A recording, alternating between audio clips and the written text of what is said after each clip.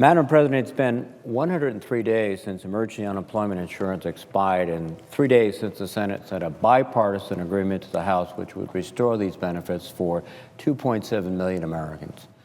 These benefits are fully paid for and lift up the entire economy. And that's why the nonpartisan Congressional Budget Office has estimated that failing to renew the benefits for a full year would cost the economy 200,000 jobs. We recognize our bill is a partial restoration, not a full year, but this restoration that we propose will increase jobs in the economy as attested for by CBO. Unfortunately, it appears that the House has no intent to take up the Senate-passed amendment to restore these benefits before they leave town for 2 weeks. That's right.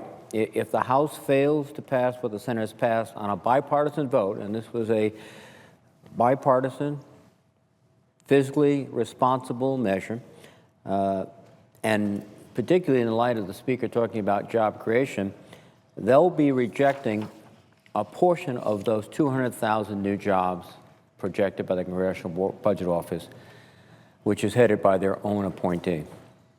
And so, contrary to the criticism that our proposal does not create jobs, doesn't do anything for jobs, it does. And more importantly, it restores benefits to people who are desperately looking for work in a very difficult economy and who need these benefits to keep searching for work as well as supporting their families. So the failure to act, in my view, is not defensible. Restoring these benefits is the right thing to do for job seekers and the smart thing to do for our economy. The very modest $300 a week average benefit, which our bill restores, helps workers stay afloat and cover the necessities as they search for a job. That modest benefit gets pumped right back in the economy, like at the local supermarket or the gas station. It's just common sense. People will get this, I hope, this benefit, and they'll go right along and take care of the daily needs of life.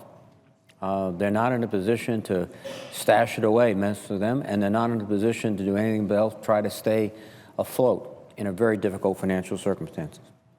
Unemployment remains stubbornly high in my state and across the United States. The March employment report, while positive, showed that we still have much more to do to strengthen our economic recovery, especially for the 10.5 million Americans looking for work, including the 3.7 million of the long-term unemployed. And again, this benefit we propose is particularly directed at these long-term unemployed Americans. That's why this is a critical effort in our attempts to restore our economy, restoring these benefits. We've never let these benefits lapse when long-term unemployment rate is higher than 1.3%, and today it's nearly twice that, roughly 2.6% of long-term unemployed. We have acted on a bipartisan basis, on a fiscally responsible basis, on a basis that recognizes not only the needs of families, but the need to help further grow our economy. Now it's time for the House to act that way, responsibly, both fiscally and responsibly to our neighbors and our constituents, and on a bipartisan basis to get this bill done quickly and get it to the President. So it is my hope that the House of Representatives stops blocking this. This is fully paid for, fiscally responsible, bipartisan effort.